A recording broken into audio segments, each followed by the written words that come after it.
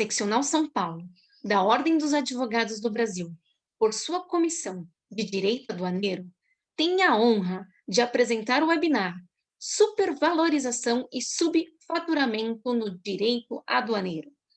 Caracterização e consequências jurídicas. Evento promovido pela referida comissão, com o apoio da Comissão de Cultura e Eventos da UAB São Paulo. Informamos que este evento compactua com os Objetivos de Desenvolvimento Sustentável, um pacto firmado entre a UAB e a ONU. Com a palavra, senhoras e senhores, o nosso ilustre doutor Rodrigo Alexandre, vice-presidente da Comissão de Direito Aduaneiro da UAB São Paulo.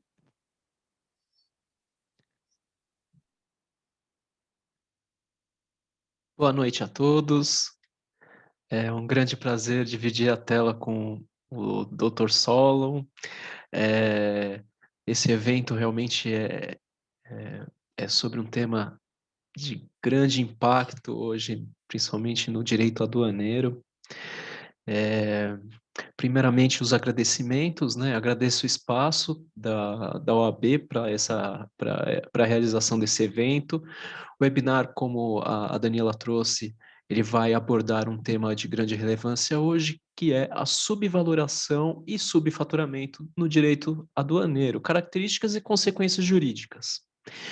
Agradeço especialmente o presidente Caio Augusto da Silva dos Santos, e ao vice, o Ricardo Luiz de Toledo Santos Filho, ao presidente da Comissão de Cultura e Eventos, o Dr. Alexandre Luiz Mendonça Rolo, principalmente pelo espaço cedido, e um agradecimento especial à nossa Comissão de Direito Aduaneiro, em nome do nosso presidente Robson Crepaldi, pela iniciativa da apresentação.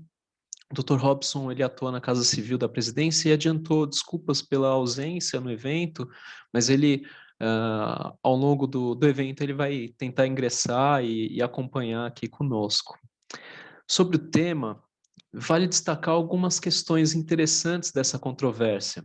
Então, a valoração aduaneira de mercadorias no Brasil é realmente uma questão muito controvertida.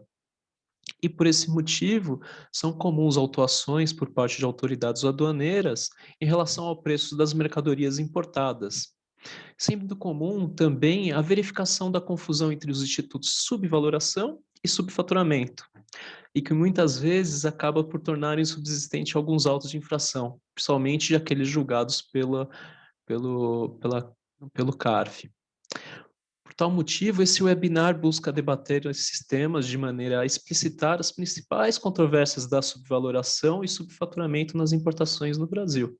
Nosso palestrante é o Dr. Solon Sen, ele é advogado e autor do livro Curso de Direito Aduaneiro, excelente obra que buscaremos fazer um sorteio ao final do evento em relação aos inscritos no Simplá.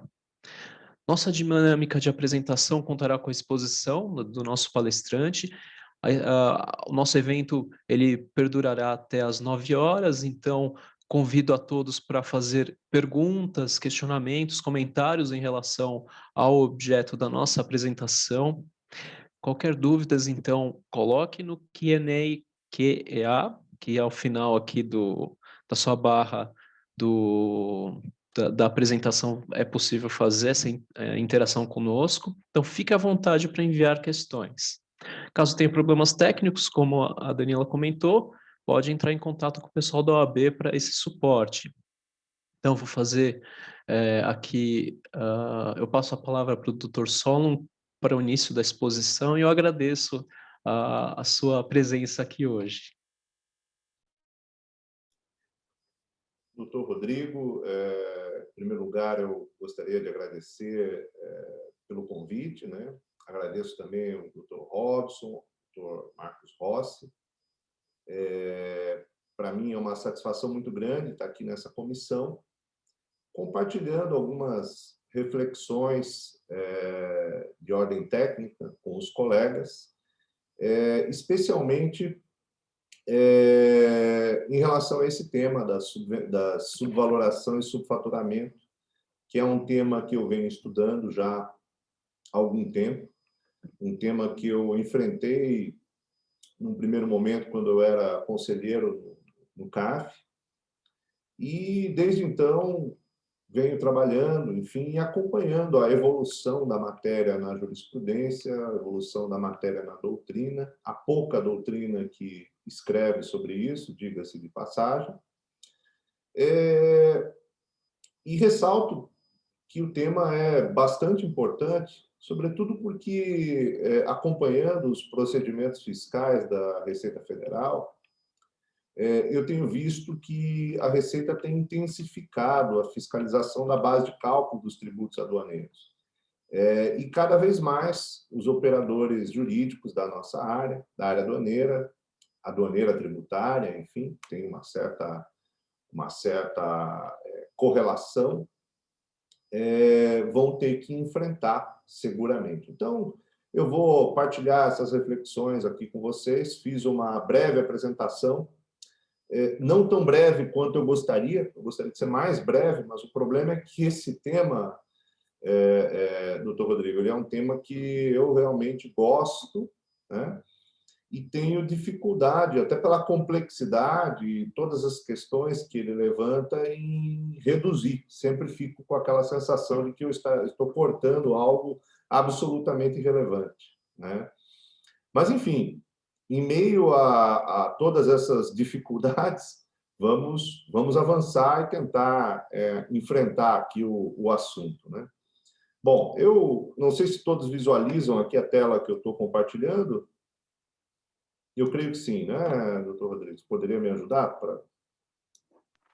Ainda não está disponível. Então, vou compartilhar aqui. Espera aí. Isso.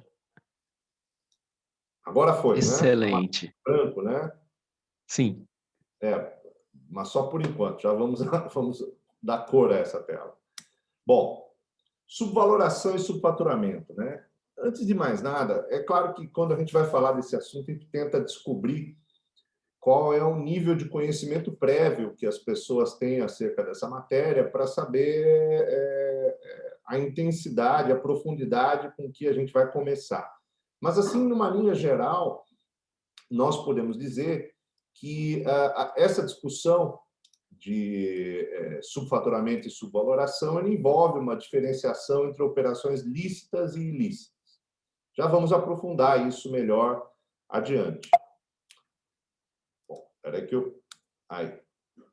Antes de aprofundar essa diferenciação entre a fronteira entre o lícito e o ilícito na definição da base de cálculo dos tributos aduaneiros, eu vou tecer pequenas, breves considerações acerca do acordo de valoração aduaneira, né?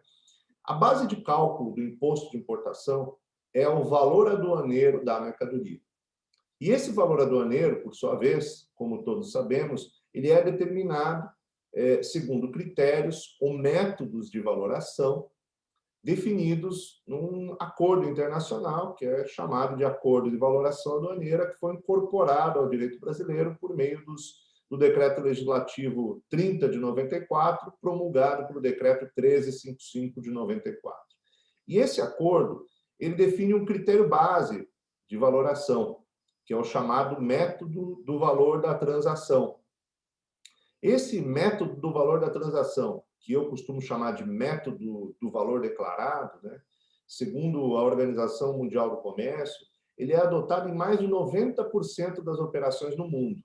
Então, existe grande probabilidade de uma operação de importação no país ou em qualquer outro país ser valorada, ter a sua base de cálculo, melhor dizendo, definida em função do método do valor da transação. E o que diz esse método? Ele diz que a base de cálculo corresponde ao preço CIF da mercadoria, que nada mais é do que o preço pago ou efetivamente a pagar pela mercadoria, acrescido do frete, seguro e outros itens de custo previstos no próprio acordo de valoração aduaneira, como comissão, corretagem, desde que já não incluídas no preço, né? Recipientes, embalagens, royalties e participações na venda. Mas o mais relevante aqui é o frete e o seguro. Por isso, eu resumo dizendo que a base de cálculo, de acordo com esse primeiro critério, é o preço CIF da mercadoria. Bom, não sendo aplicado o critério do preço CIF, que nada mais é do que o valor declarado pelo sujeito passivo na DI, ele declara isso, e esse valor ele sempre reflete a fatura comercial, a invoice, né? Não sendo aceito ou não sendo aplicável esse critério, incidem métodos substitutivos, né? Que são de aplicação sucessiva e em caráter excludente. O primeiro é o valor da transação de mercadorias idênticas, valor de transação de mercadorias similares, depois o método do valor de revenda, custo de produção e, por fim, o método ou critério da razoabilidade. Estou passando rápido, né? Porque isso aqui é só uma breve revisão, tá? Então, se a Receita Federal considerar que o valor declarado, o valor da DI, que espelha, como ressaltado, o valor da fatura comercial não é aceitável, ele vai pegar uma outra DI paradigma, segundo critérios do próprio acordo de valoração, envolvendo mercadorias idênticas e vai apurar, determinar a base de cálculo com base nessa DI paradigma. Não havendo mercadorias, operações com mercadorias idênticas, segue-se a operações com mercadorias similares e assim por diante. Bom, o AVA, Acordo de Valoração Aduaneira, ele é muito bom, ele proporcionou muitos avanços para o comércio internacional. E por quê? Porque todos esses métodos de valoração anteriormente referidos, eles são métodos objetivos, equitativos e neutros. Tá? E por que eles reúnem essas três características? Porque comparados esses métodos ao critério de valoração vigente anteriormente, que era o chamado critério de definição de valor de Bruxelas, né, que determinava a base de cálculo em função do preço normal de venda entre partes não relacionadas ou em condições de livre concorrência, né, ele era um critério muito aberto. E ele permitia que cada autoridade aduaneira, de uma forma arbitrária e até fictícia, modulasse essa base de cálculo segundo critérios pouco claros para o importador. Veja, imagine você fazendo uma importação para o Brasil, não vamos nem comparar um país com o outro, mas você traz lá uma mercadoria no Rio de Janeiro. O fiscal que vai ser responsável pelo desembaraço, ele pode ter uma visão acerca do que é um preço normal. Já o fiscal aqui da aduana de Rio Grande ou da aduana de Itajaí, ele pode ter uma visão completamente diferente. Com o AVA, esse método ou critério de Bruxelas, ele foi deixado de lado. Hoje, houve, desde quando o AVA começou a ser implantado, entre nós, a partir de 1994, né, houve uma inversão do balanço de poder entre a aduana e o importador, porque hoje é o importador que declara o valor, e esse valor declarado, com base na invoice, ele é considerado válido e correto, portanto, até que a autoridade aduaneira, a Receita Federal do Brasil, o questione ou afaste a sua aplicabilidade, adotando justamente esses métodos de valoração objetivos e equitativos e neutros do AVA. Então, houve sim uma inversão do balanço de poder, porque o preço declarado ele é presumidamente correto, certo? Bom, dito isso, voltamos então ao tema central, né? Entre valoração, subvaloração e subfaturamento. Por que isso é importante? Tá? Por que determinar a base de cálculo do imposto de importação é relevante? E por que, mais do que isso, mostra-se igualmente relevante determinar quando um preço declarado é considerado aceitável ou não? Por quê? Porque hoje nós vivemos, já há muito tempo nós vivemos, e muita gente não sabe disso, por isso eu sempre faço questão de mencionar, né? Nós vivemos uma realidade hoje no comércio internacional em que mais de 70% das operações de comércio exterior eles envolvem partes relacionadas. Tá? Então, não é uma empresa independente do Brasil comprando de uma empresa independente da China, ou da Índia, ou da Austrália. Não é nada disso. A grande maioria das operações de comércio internacional, elas envolvem empresas do mesmo grupo. partes relacionadas, parceiros de negócio. E isso abre margem, para usar uma palavra da moda hoje, né? Abre margem para que as partes se vejam tentadas a modular a base de cálculo do imposto de importação. Tá? Em alguns casos, não há essa intenção deliberada de modular. Há, na verdade, uma própria dificuldade em definir a base de cálculo ou o valor da transação. Vamos pensar assim, uma coisa é a empresa que está lá na China, vai vender para a empresa brasileira, e ambas partes relacionadas combinam, por exemplo, que ao invés de declarar o valor de $1.000, vai ser declarado um valor de $300 e a diferença vai ser paga paralelamente por meio de operações extraoficiais. Aqui sim há uma modulação ilícita. Agora, vocês imaginem, por exemplo, uma empresa brasileira que tem uma matriz na Alemanha. Tá? A matriz da Alemanha comprou uma máquina, um equipamento por um determinado valor, $1 milhão, por exemplo, usou essa máquina durante 2, 3 anos, 1 ano, e resolveu mandar para a empresa brasileira. E aí vem sempre a dúvida, bom, qual é a base de cálculo que eu vou adotar? Eu adoto o quê? O preço de venda hoje, o preço pelo qual eu adquiri, menos a depreciação, eu coloco uma margem aqui na operação. Então, as próprias empresas do mesmo grupo, muitas vezes, têm dificuldades em determinar a base de cálculo dos tributos aduaneiros. Em outras circunstâncias, então, em muitas circunstâncias, então, essa discussão acerca da base de cálculo da operação de importação, ela envolve operações lícitas, né? Então, a grande questão aqui, por trás do tema que nós estamos discorrendo hoje, é saber diferenciar o que é lícito do ilícito, né? Existem, claro, justificativas legítimas, como mencionei, para essa dificuldade na definição da base de cálculo. Por exemplo, ganhos comerciais, né? Você imagine, por exemplo, uma empresa tem filial em 10 países que precisa comprar minério de ferro, por exemplo, e ao invés de fazer uma compra por cada filial, ela concentra uma compra num determinado país. Concentrando essa compra, ela pode ter ganhos de escala, né? Uma coisa é comprar 1 tonelada do produto, outra coisa é comprar 1.000 toneladas do produto, né? Às vezes, ao escolher o país em que essa central de compras vai se estabelecer, o grupo econômico escolhe por razões financeiras, né? Ela vai ter acesso ao crédito, naquele país o crédito é menos oneroso, ou até por razões fiscais, né? Se ela pode escolher um país que tem uma alíquota de 20%, por que que ela vai se sediar, vai concentrar as compras no Brasil, que tem uma alíquota de 35%, por exemplo? Então, há sim justificativas legítimas nessas operações. Em outros casos, há realmente práticas abusivas. A empresa manipula realmente de forma artificial o preço para reduzir a base de cálculo.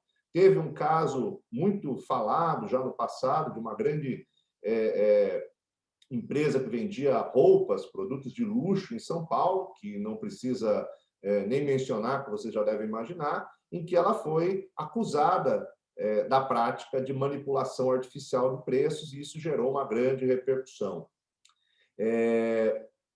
Então, muitas vezes, essa manipulação é feita para reduzir a base de cálculo do imposto, como eu mencionei, subfaturamento, ou até, meus caros, para fins de remessa de lucros para o exterior, remessa ilícita de lucros para o exterior por meio de superfaturamento, né? Já vou até dar um exemplo de como isso pode acontecer. Tá? Então, o tema vai girar em torno disso. É claro que aqui nós vamos fazer um corte, porque o superfaturamento daí é algo que tem repercussão na temática dos preços de transferência, na apuração do imposto de renda entre partes relacionadas, né, de quem compra produtos de partes relacionadas, né? Então, não vai ser bem a nossa matéria aqui. Nós vamos ficar aqui na hipótese em que há redução. Pois bem, aqui um exemplo de superfaturamento, né? Você veja, uma empresa faz uma importação direta da China para o Brasil, com custo de aquisição de 50 milhões, ela vende para o Brasil por 100. Isso aqui é um exemplo, grosso modo, tá? Didático aqui. Se a gente for fazer o cálculo exato, vai ter um pouco de diferença, né? Então, ela vende por 100, tem um lucro de 50 milhões, uma tributação da renda aproximada de 35 milhões. Ela vai pagar de tributo sobre a renda no Brasil 17 milhões. Ao invés disso, ela resolve aqui envolver uma empresa no paraíso fiscal. Então, ao invés de comprar por 50 milhões da China, uma empresa do grupo compra por 50 milhões, uma empresa localizada no paraíso fiscal compra por 50 milhões e revende para o Brasil por 80. Veja que nessa triangulação, o custo de aquisição já não é mais... o custo de aquisição já não é mais 50, o custo de aquisição passa a ser 80. E eu tenho uma redução do lucro da operação de cerca de 20 milhões. Eu tenho, por conseguinte, uma tributação da renda de 7. Tem uma diferença de 10 milhões aproximadamente que vai para o paraíso fiscal. É isso que se consegue por meio do superfaturamento, e é uma grande luta hoje dos fiscos, das fazendas públicas mundo afora, em controlar esse tipo de operação. Eu li esses tempos uma reportagem num jornal inglês, uma revista inglesa, né, que ela dava o exemplo aqui da banana, né?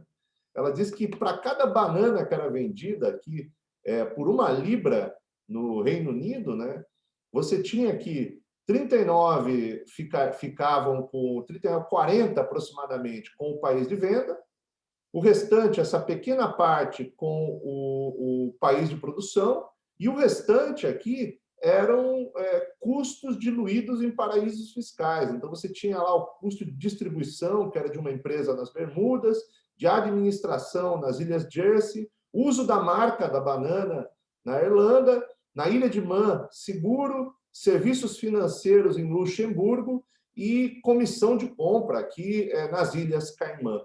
Então, veja, era uma situação complicada. Sensacional.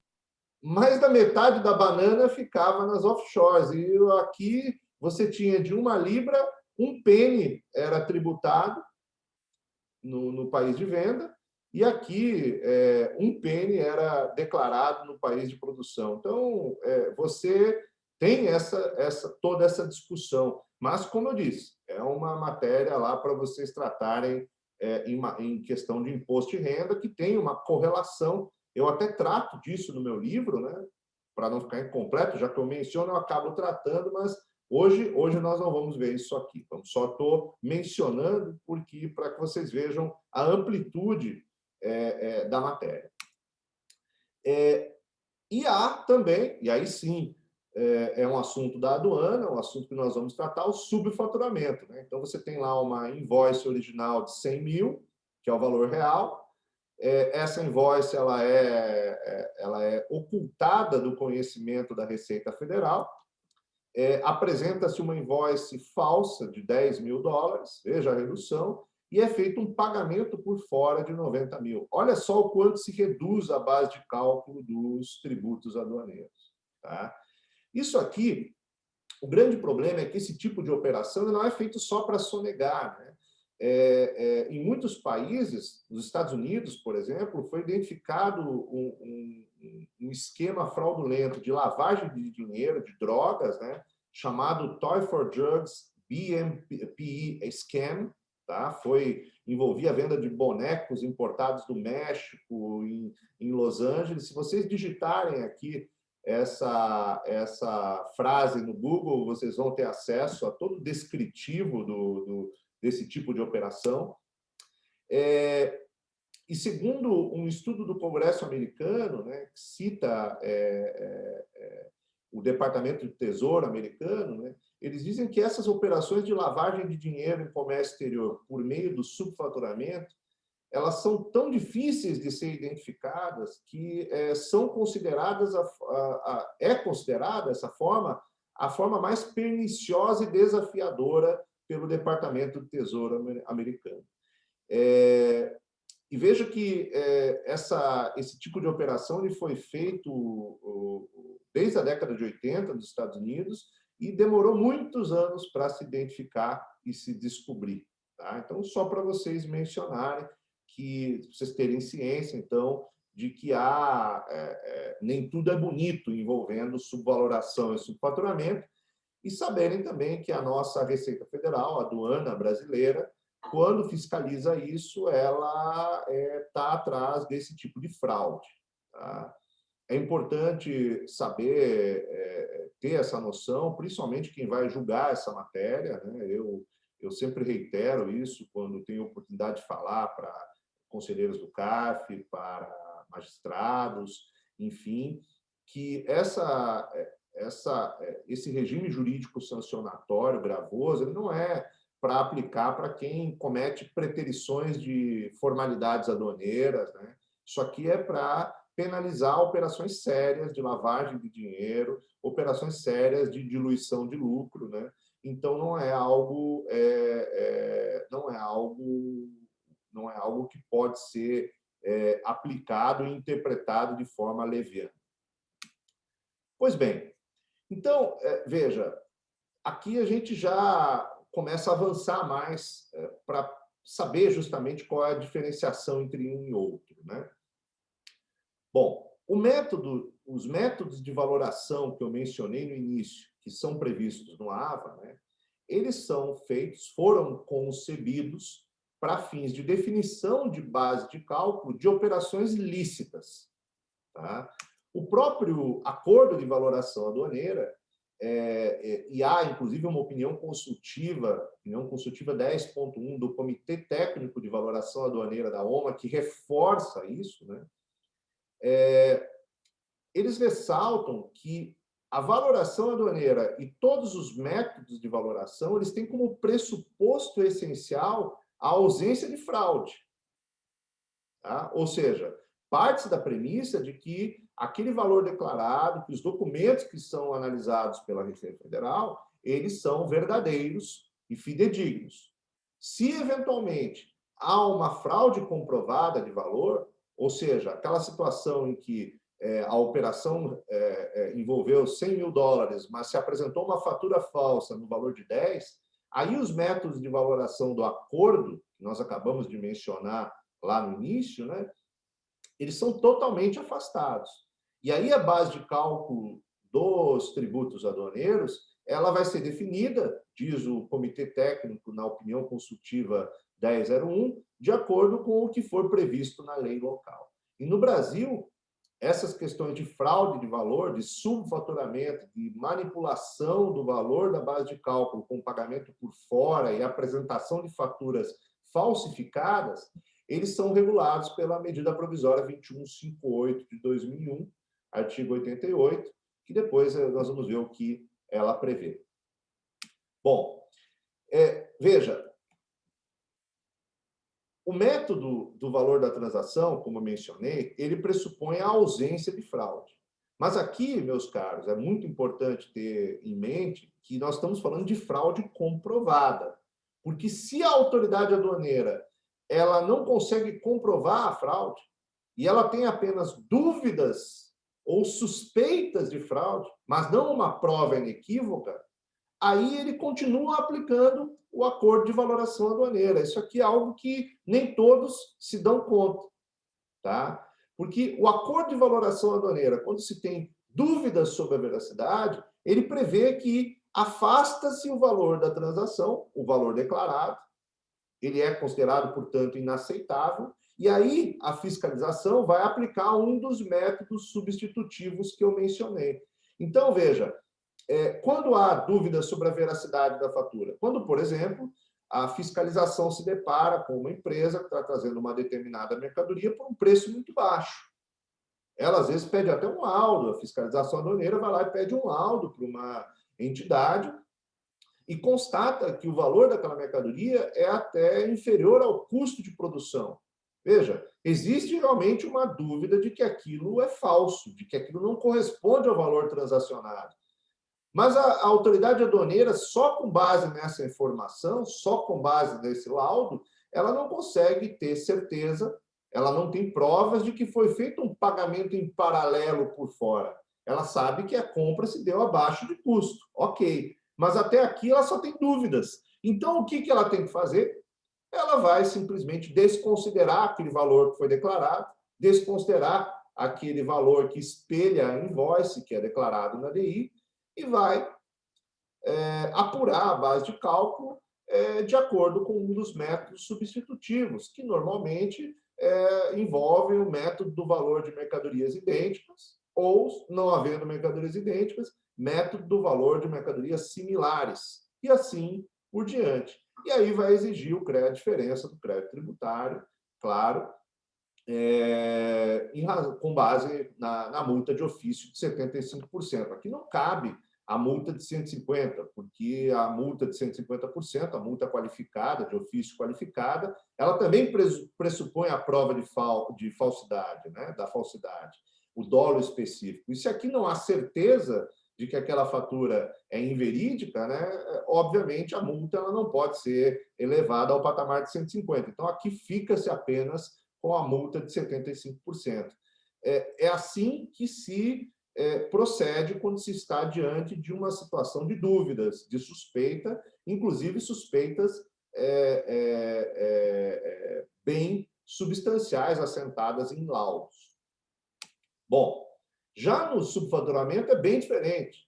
Aqui, a autoridade aduaneira ela constata que teve um valor declarado e teve um valor real, um pagamento por fora foi realizado.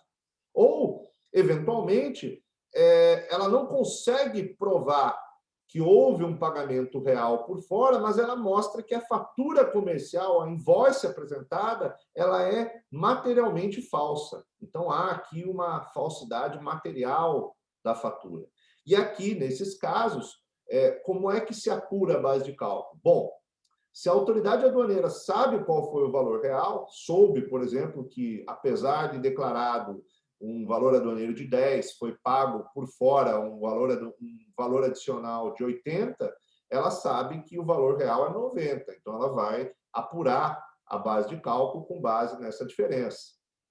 Agora, normalmente isso envolve, normalmente não, via de regra, isso envolve falsidade ideológica. Apresenta-se uma fatura verdadeira, porém com conteúdo falso. Já na segunda situação, quando há uma fatura falsa, materialmente falsa, aí a autoridade aduaneira não sabe qual foi o valor pago. E aí, nesses casos, ela vai arbitrar segundo um desses critérios que eu menciono aqui na apresentação, são previstos no artigo 88 da medida provisória e que não vem ao caso aqui aprofundar. Bom, e quais são as consequências? Claro, existe uma falsidade, ninguém falsifica um documento com culpa, né? Toda falsificação ela é intencional, né? Então, aqui há, em razão da intencionalidade correlacionada com esse objetivo de praticar uma fraude de valor, aqui há os pressupostos para a majoração da multa de ofício para 150%. E também é prevista uma multa específica, correspondendo ao parágrafo único da medida provisória, 88, do artigo 88, de 100% entre o valor declarado e o preço efetivo ou arbitrado. Existiu uma discussão se também caberia uma terceira penalização, que seria a pena de perdimento, ou até, quando a mercadoria foi revendida, uma eventual multa substitutiva, mas isso aqui foi superado. Eu não vou entrar nessa discussão, né? Depois, no final, acabei retirando isso do slide, né? O STJ acabou consolidando o entendimento, foi publicado um parecer normativo da Procuradoria. Entende-se que, quando há uma falsidade ideológica, incide a multa específica de 100% da diferença, e quando há uma falsidade material, aí sim a pena de perdimento ou a multa substitutiva. Eu tenho reservas quando a essa interpretação. Eu entendo que o parágrafo único estabelece uma sanção específica, então incide apenas ela, né? Não caberia aqui o perdimento, mas foi um entendimento pacificado pelo STJ, né? E, como nós aprendemos no início da faculdade, Roma locuta, causa finita, né? Infelizmente, a discussão está superada, né? Bom, então, para sintetizar, em sede de conferência aduaneira, há duas opções por parte da Receita Federal. Ela pode ter dúvidas sobre a veracidade, ou ela pode ter certeza de falsidade, porque aqui ela sabe que a fatura é falsa. A certeza de falsidade é subfaturamento, já a dúvida sobre a veracidade é a subvaloração. Um outro ponto que muita gente não se deu conta ainda, né, é que o controle da subvaloração ele não pode acontecer em sede de conferência aduaneira. A instrução normativa que trata do despacho aduaneiro de importação, ela diz que a fiscalização da valoração aduaneira, subvaloração, só pode ocorrer em sede de revisão. Então, o fiscal, quando ele não tem prova da falsidade, não está convencido, não tem elementos para constatar que é um subfaturamento, ele tem que liberar a mercadoria, fazer uma representação interna para a equipe de revisão aduaneira e ela sim é que vai aprofundar ali a fiscalização da subvaloração. Tá? E por quê? Para evitar um atraso no desembaraço aduaneiro da mercadoria de um contribuinte que está de boa-fé, que aqui há apenas uma dúvida, que tem que ser aprofundada, tem que ser investigada, tem que se encontrar uma DI paradigma, né? Então, para evitar um atraso maior, a própria instrução normativa diz que essa verificação é feita em sede de revisão. Tá? Então, só vai ter autuação mesmo aqui no caso de subfaturamento, e isso é feito na conferência. Agora, veja que a recíproca não é verdadeira. Ou seja, o fiscal também pode analisar subfaturamento em sede de revisão. Tá? O que ele não pode é abrir fiscalização para subvaloração na conferência, que aí existe uma vedação na instrução normativa, né, que eu já ouvi dizer que está sendo revista essa instrução normativa para permitir a fiscalização indistinta em qualquer fase do despacho. Tá? O que, para mim, é um equívoco. Né? A aduana brasileira, ainda por razões que se desconhecem, né, ela insiste em concentrar a fiscalização desnecessariamente, quando é imperativo, claro, né, não há outro caminho, mas ela insiste em concentrar a fiscalização desnecessariamente no porto, na zona primária, quando poderia trabalhar com tranquilidade em sede de revisão, tá? E proporcionar números melhores para o país em relação ao tempo do desembaraço aduaneiro. Aliás, se vocês forem ver as pesquisas do Banco Mundial, a comparação com os outros países, o Brasil está lá atrás no tempo de demora do desembaraço aduaneiro. O Brasil só ganha da Venezuela e da Mauritânia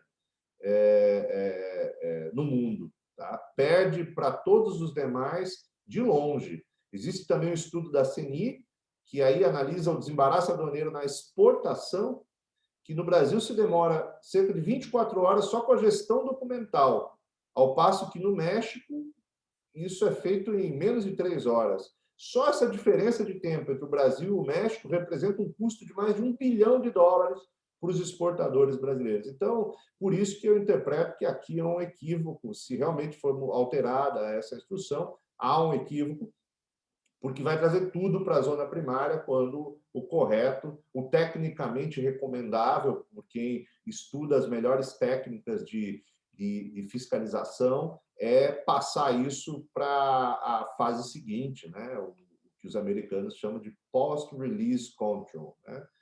Bom, então, isso é o que se ouve dizer, mas, por enquanto, o que temos é isso. Subvaloração, revisão, subfaturamento, conferência aduaneira ou em sede de revisão. Divergências, e aqui eu vou para o final. Né? Isso aqui é algo que a doutrina mostra, né? A pouca doutrina. No meu livro, que nós vamos lançar e apresentar para vocês aí no final, espero que vocês prestigiem a obra, né? Adquirindo, lendo, né? Eu mostro, faço uma análise de toda a doutrina, inclusive de direito comparado, porque a doutrina nacional não escreve muito sobre isso, né? Mostrando realmente essas divergências de caracterização, os pressupostos de caracterização, e faço isso por quê? Porque hoje existe um grande equívoco na compreensão do que é subvaloração e do subfaturamento. Tá? Veja, no CARF já houve precedentes, tá, no início, que entendiam que simplesmente a comparação entre o valor declarado, o valor da invoice e o custo de produção apurado em laudo técnico, tá, isso seria indício de que a fatura era falsa. Isso seria indício? Não. Isso seria prova de subfaturamento. É exatamente o oposto que eu acabei de relatar para vocês, né?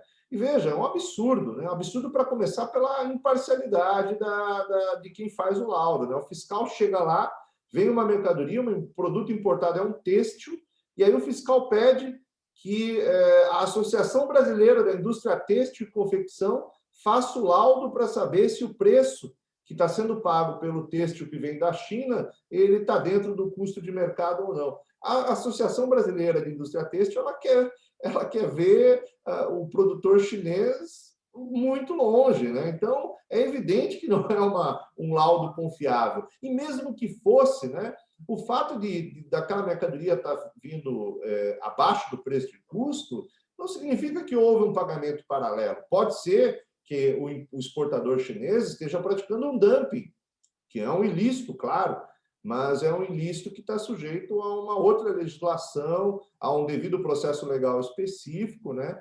E o próprio acordo de valoração aduaneira é muito claro que a valoração aduaneira, o AVA, não se destina ao controle do dumping. Tá? Então, aqui não há outro caminho, senão aceitar aquele valor, ou se o fiscal considerar que o laudo, e normalmente é assim que vai acontecer, é um indício de suspeita de falsidade, aí o fiscal vai afastar o valor declarado, vai pegar uma DI paradigma com preço de mercadorias idênticas e vai calcular a base de cálculo em função do segundo critério de valoração normal. Agora, dizer que aqui há uma falsidade, de jeito nenhum. Isso aqui é completamente equivocado. No judiciário, tristemente, esse critério tem sido mantido, né? Hoje, eu cito alguns precedentes aqui, mas se vocês forem analisar, vocês vão constatar que é jurisprudência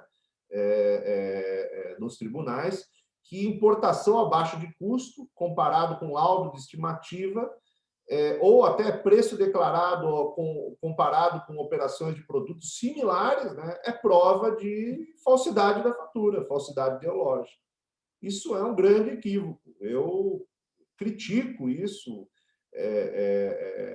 firmemente, porque é uma visão equivocada do que é subfaturamento. Subfaturamento, eu tenho um simulacro de fatura, uma fatura falsificada, e não uma fatura com preço abaixo supostamente abaixo do custo de produção. Tá? Por sorte, senhores e senhoras também, meus colegas da OAB de São Paulo, que eu integro também a OAB de São Paulo orgulhosamente, no CARF e na própria DRJ, eu tive até um caso, não deu nem tempo de citar aqui na apresentação, saiu hoje a decisão, que isso prevaleceu até na DRJ, tá? A jurisprudência do contencioso administrativo fiscal, inclusive na própria Receita Federal, está indo para um caminho correto. Eles entendem que a diferença do preço é só o ponto de partida para o aprofundamento da análise de provável subfaturamento. E aqui eu cito, abro aspas, um acórdão interessantíssimo do CARF, que diz que a comprovação do subfaturamento depende da desconstituição da fatura comercial, ou seja, da prova de que o real valor transacionado difere do valor declarado. E aqui, meus caros, como não havia essa prova, o auto de infração foi cancelado, porque há um vício na definição da base de cálculo. Como a autoridade aduaneira pode provar que o valor declarado é diferente do real? Tá? Aqui, antes disso, né, eu cito um caso que entendeu que a comparação com dados extraídos do Siscomex de um determinado período seria uma prova, foi adotada como prova de falsidade da fatura, e o CARF entendeu que as acusações de subfaturamento dependem da desconstituição da fatura comercial, na mesma linha do anterior, foi um precedente mais antigo, e entendeu que simplesmente a análise de dados extraídos do Siscomex de produtos idênticos não é prova de que houve um subfaturamento. Já outros casos, a caracterização do subfaturamento foi muito precisa, né? Teve ali, num dos precedentes que eu cito, comparação de dados com a aduana do país da origem. Era um produto que veio dos Estados Unidos, o exportador lá nos Estados Unidos declarou que vendeu a mercadoria por $1 milhão. Quando chegou aqui no Brasil, a mesma mercadoria, o importador declarou que comprou por $1 milhão, por $100 mil. Tá? A Receita Federal ela foi lá, fez o compartilhamento e aí não teve jeito. É falsidade ideológica da fatura. Teve também aqui um caso de apuração, prova obtida em processo criminal de casas de câmbio. Esse, salvo engano, foi um caso no sul do país, que a Receita Federal participou de uma operação, foi até uma casa de câmbio e constatou lá uma planilha de remessas ao exterior do doleiro, via a operação de dólar cabo, né? Não vou entrar para explicar o que é dólar cabo, se vocês procurarem na internet, vão ter explicações até mais rápidas que a minha. Mas, enfim, e constatou lá o nome de várias empresas conhecidas. Cruzou o destinatário indicado na planilha, as datas com as DIs, e fez a correlação e constatou que ali era um pagamento em paralelo via casa de câmbio. Todos foram autuados e aí a prova estava bem determinada. Aqui um outro caso de planilhas com indicação dos os valores reais das mercadorias, mensagens trocadas com os exportadores estrangeiros, fatura pro forma e prova pericial realizada pela Polícia Federal. Aqui a prova é em contexto. Então, veja que nesses 3 exemplos, né, existe a demonstração de que o valor declarado ele não era verdadeiro, porque, em paralelo, foi remetido um recurso para o exterior e esse recurso foi ocultado do conhecimento da fiscalização aduaneira para fins de redução ilícita da base de cálculo dos tributos. Então, isso sim é uma operação de subfaturamento. Antes de encerrar, né, eu procurei mostrar para vocês, eu já coloco aqui na página do meu livro, aqui, né, procurei mostrar para vocês, e aqui coloco um link aqui, que minhas redes sociais, né, o LinkedIn, o Instagram e também o link para vocês terem acesso ao livro. Tá?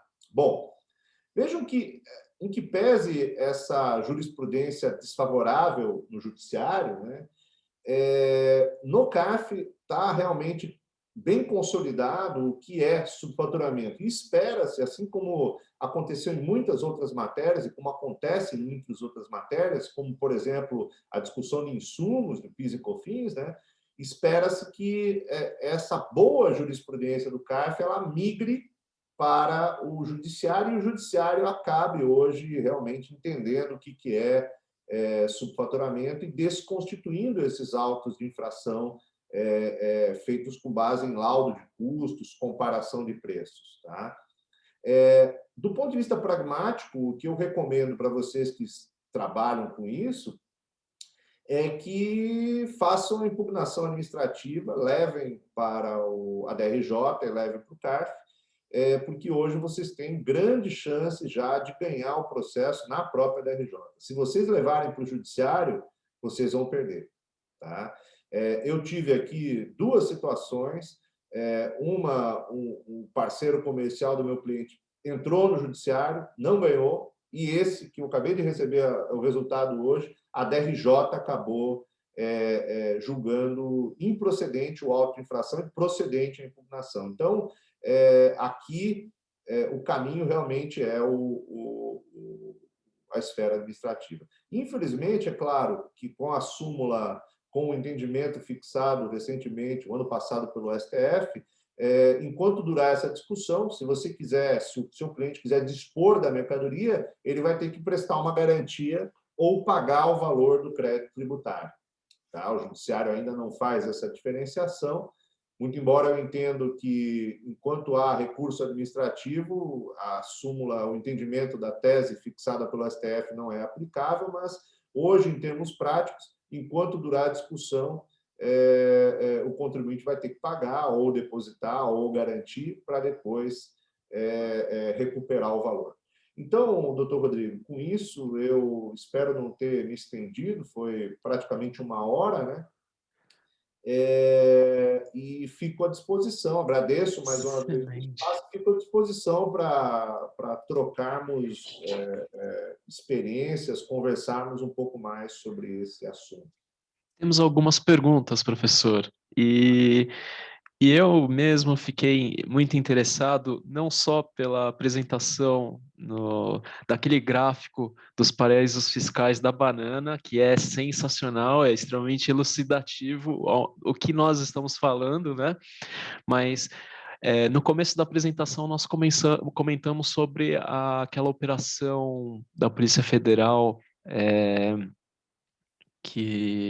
a Operação Narciso, que foi atrás de uma determinada loja de roupas, que naquele caso me parece que fica muito claro essa interposição de empresas intermediárias que eram do próprio grupo, que viabilizava essas operações com uma tributação reduzida na ponta da empresa brasileira. Então, esse lado doloso, ardio, que precisa ser mostrado, né? E para esse tipo de prova ser viabilizada para a Receita, eu acho que é o grande desafio na questão, né? Não sei se o professor poderia comentar um pouco mais nesse caso onde existe essas empresas que são laranjas, que são realmente os veículos para esse tipo de movimentação de dólar por fora, esses pagamentos subfaturados. Veja, não é fácil o trabalho do fiscal.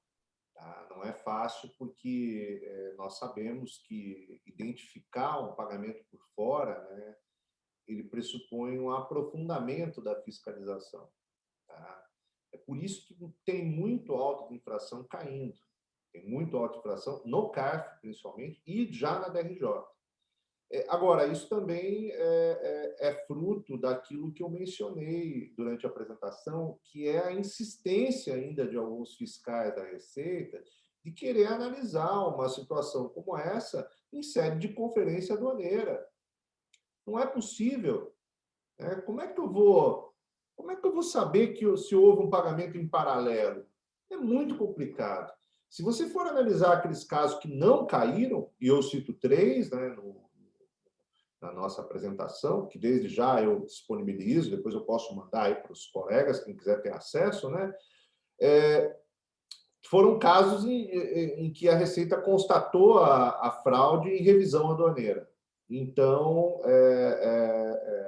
a probabilidade de um caso de subfaturamento ser provado em sede de conferência ela é mínima, né? E aí é um ônus de quem insistiu nessa estratégia, né? Só mais aproveitar que realmente é um papo muito bom, essa questão de buscar dados do exterior, né? Então, ou o exportador colabora, ou aqueles acordos de cooperação que hoje são recentes, novos, que foram assinados pelo Brasil. Essa prova realmente do subfaturamento realmente tem como ainda evoluir um pouco mais com esses novos, esses novos compartilhamentos de informações com o Brasil. Então, não sei o que o professor acha, será que nós vamos ter uma novidade em relação a esse assunto a partir do momento em que os fiscos vão ser mais conectados? Será que a gente vai ter um plus, ou um caminho melhor, um greenfield em relação ao assunto? Sim. Eu até digo para todos os colegas aqui, quem não entendeu, não sabe esse assunto aqui, trate de estudar, tá? Porque vocês vão trabalhar com essa matéria aqui. Tá? E se vocês souberem a argumentação correta, vocês vão, com certeza, defender bem os clientes. Então, aprofundem. Nós tivemos, viu, doutor Rodrigo, algumas fases, né? Porque, veja, para você poder fazer controle de valoração, primeiro, você tem que saber identificar quando há partes relacionadas. Tá?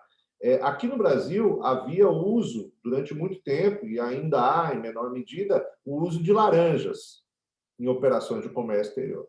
Como é que isso foi combatido? Com a sanção da interposição fraudulenta, que é um tiro de canhão, né? Hoje a sanção é outra, mas é a pena mais gravosa que há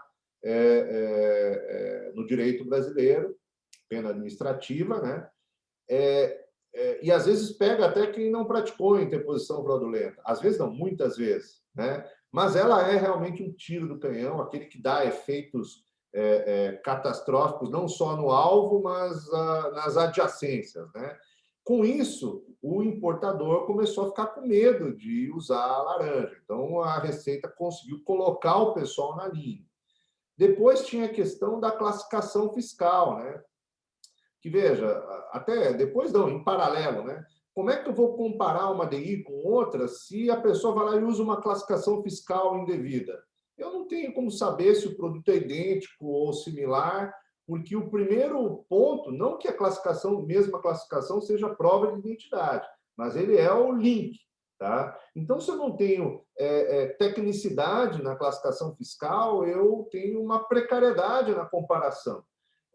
E com a multa de 1%, com a intensificação dos processos de classificação fiscal, com a centralização das classificações fiscais em um órgão em Brasília, esse problema foi resolvido. Então, a Receita Federal hoje ela está pronta, ela só tem que entrar agora na fiscalização da valoração aduaneira e está fazendo. Tá? A gente acompanha isso, quem trabalha na área. Eu até dando aula, né, a gente acaba tendo contato com muita gente, muitos colegas, eu vejo não só aqui no meu escritório, mas no escritório dos meus alunos e colegas, esses assuntos estão começando a chegar, né? E ainda é muito pouco, porque o Brasil tem muitas empresas multinacionais aqui que são partes relacionadas de empresas no exterior, então o campo para a Receita trabalhar é muito grande. E, nesse trabalho, ela vai ter que identificar situações lícitas, ilícitas, vão ter divergências, né? As próprias empresas vão ter dúvidas, e nós aqui, advogados especializados, vamos estar prontos a responder. Quem não estiver pronto ainda vai se preparar e vai rapidamente se qualificar para isso, porque, convenhamos, não é algo muito complexo para se saber. Professor, é o gancho perfeito. A pergunta da professora Peggy Pessar. Primeiro, ela comenta que é uma apresentação brilhante, parabéns. A pergunta aqui é como evitar esse problema que é mundial, ante a proliferação de transnacionais e acordos de integração, com as consequentes reduções de imposto de importação. Como evitar esse problema que, em relação a essa vinculação sistemática entre empresas multinacionais, como explicar essa situação quando há uma subjetividade na atribuição da importação? Por exemplo, na importação de uma obra de arte ou numa importação de um projeto de obra arquitetônica. Existem paradigmas? Complicado, né? E ela agradece. Realmente é direto ao ponto nesse ponto que o professor estava explicando. Eu agradeço a professora pela pergunta, por ela ter gostado da apresentação, foi só uma troca de ideias, né? Com certeza, o mais legal da apresentação é a foto da banana ali, né? Eu vi essa foto e falei, eu preciso pegar isso aqui porque... Eu dei um pit screen, eu vou usar. Não, ali não teve jeito. Olha, eu realmente não sei como é que vai ser. Eu acho que é inevitável. A situação é inevitável, né? Porque aqui nós estamos falando de comércio de mercadorias, né? Agora, se nós formos falar em serviços financeiros, né? A questão fica ainda mais complexa, porque a mercadoria você pode aprender a mercadoria, analisar, né? E tentar determinar uma base de cálculo. No caso de obras de arte, por exemplo, né? Se for o caso de tributar uma obra de arte, e ela não for algo que bem que tenha vindo sob o abrigo de algum regime aduaneiro especial, né? A obra de arte, ela, com certeza, em nenhum dos critérios ela vai se submeter, vai se subsumir. Nós vamos ter que ir lá para o critério da razoabilidade. E não é só obra de arte, viu, Rodrigo? Tem um outro caso, você, pelo jeito, tem, assim como eu, aqui temos uma coisa em comum, que são predileção por exemplos didatíssimos, né? Como a banana, teve um caso aqui em Santa Catarina da permuta de uma girafa. O zoológico de Pomerode fez uma permuta de uma girafa com o zoológico de Nova York. Parece que lá existiam 2 machos e aqui 2 fêmeas, ou vice-versa, e eles trocaram lá, foi uma para lá, outra para cá. Quando chegou a mercadoria aqui no produto, a girafa aqui no Brasil, né, a Receita Federal foi lá e disse, bom, agora vamos valorar, né, a base de cálculo. E aí, veja, não tinha preço a pagar, né? O primeiro método ele só incide em operações de compra e venda. Então já sai do primeiro método, né? Aí você vai procurar mercadorias idênticas. Nunca alguém tinha trazido uma girafa. Depois mercadorias similares. Também não havia nada similar à girafa. E até que se chegou ao critério do último recurso, e o critério que a Receita autuou, que considerou, que eu acho que não era devido, né? Ela considerou o valor pelo qual a girafa estava segurada, ou seja, quanto o zoológico iria receber se a girafa perecesse ao longo do transporte, né? Eu acho que o critério deveria ser outro, deveria ser o custo da permuta, né? Quanto custou para levar a girafa para lá e trazer a outra para cá, né? Mas o zoológico não questionou a base de cálculo, ele foi para uma discussão de que aqui não havia uma operação de importação, né? E perdeu, infelizmente, porque perdeu com razão, né? Porque a importação ela não se configura apenas em operações de compra e venda, né? Toda a transposição física de um produto, todo o ingresso de uma mercadoria no território aduaneiro com o ânimos definitivo, né, ou com a intenção de incorporar a mercadoria na economia nacional, caracteriza a importação. Isso pode resultar de uma compra e venda, como normalmente resulta, mas pode também de uma permuta, de qualquer outro ato jurídico. A Isabela Cantarelli, ela traz uma pergunta interessante. Ela vem ao encontro daquilo que eu comentei sobre o compartilhamento de informações entre aduanas, né? Professor, você entende que a Receita Federal, para produzir provas, pode solicitar informações ao exportador ou deve seguir o procedimento de compartilhamento de informações, solicitando esclarecimentos da aduana do país do exportador? Parabéns pela exposição. Obrigado. Olha, não há restrição, né? Não há restrição. Ela pode pedir diretamente para o importador, pode também fazer o compartilhamento. O compartilhamento hoje já é uma realidade, tá? No Mercosul já é uma realidade há muito tempo, tá? Muitas autuações são feitas com base nesse compartilhamento. Teve casos célebres, né? Por exemplo, uma exportadora de pneus dizia que exportava 1.000 pneus do Brasil para o Paraguai, que eram fabricados no interior de São Paulo. E aí a aduana descobriu que saíam 1.000 pneus da fábrica com destino ao Paraguai, mas no Paraguai só chegavam 150 pneus, né? E aí ela constatou que, na verdade, os pneus estavam sendo vendidos indevidamente aqui no Brasil, né? Então, é uma realidade, mas a aduana pode também fazer esse questionamento direto ao exportador, tá? Não vejo problemas. A questão é se o exportador vai responder, porque ele não é obrigado a responder, né? Ele só responde se quiser. O professor Robson Crepaldi, presidente da comissão, ele ingressou aqui na apresentação. Prazer vê-lo aqui conosco.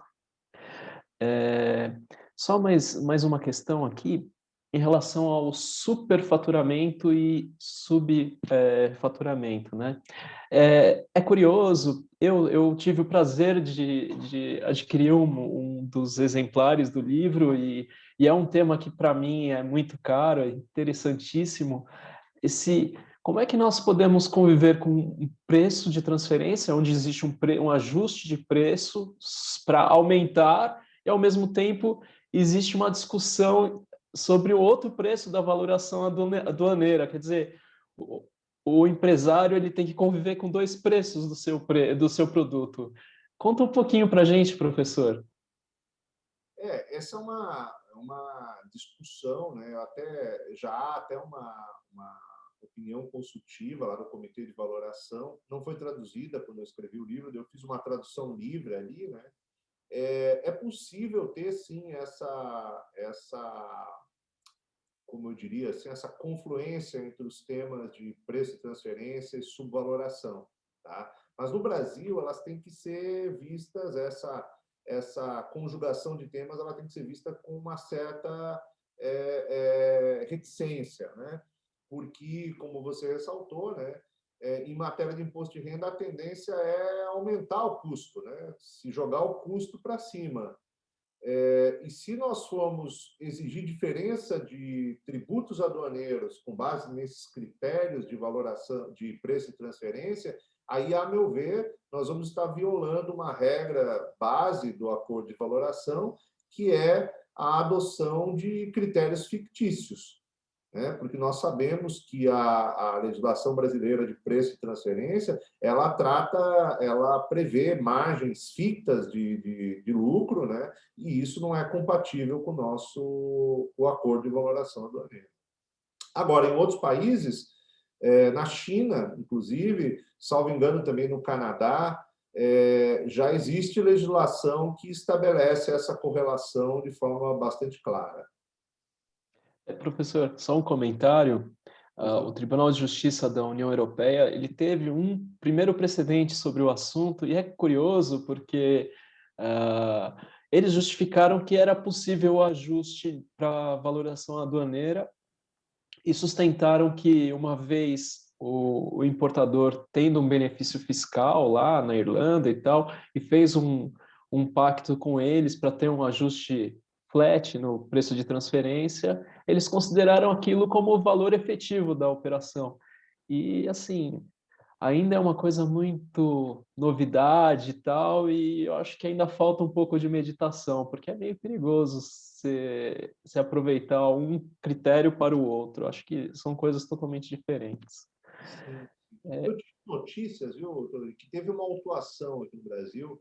O professor Trevisan, quando eu estava assistindo um julgamento na turma dele, esperando minha vez ali para o processo do meu cliente, ele mencionou que este era o primeiro caso de valoração aduaneira com base em preço de transferências do país que chegava no CARF.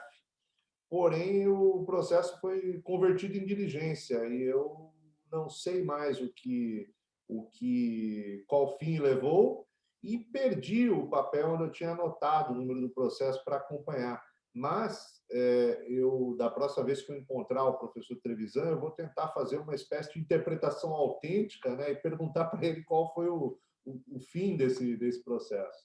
Mas não deve ter sido julgado, porque um caso como esse, sendo julgado, com certeza ele vai cair na mídia, porque todos têm interesse sobre isso. Robson, quer comentar alguma coisa? Boa noite a todos, boa noite, professor Solon. Peço mil desculpas aí pela minha ausência, eu estava em reunião aqui no trabalho, não consegui entrar, mas tenho certeza que o doutor Rodrigo conduziu muito bem. Quero agradecer. Acabou as perguntas, Rodrigo? Acabou. Conseguimos aproveitar bastante o professor. Imagino. Peço desculpas e vamos ver se a gente marca uma nova, viu, professor? Que aí eu possa participar desde o início.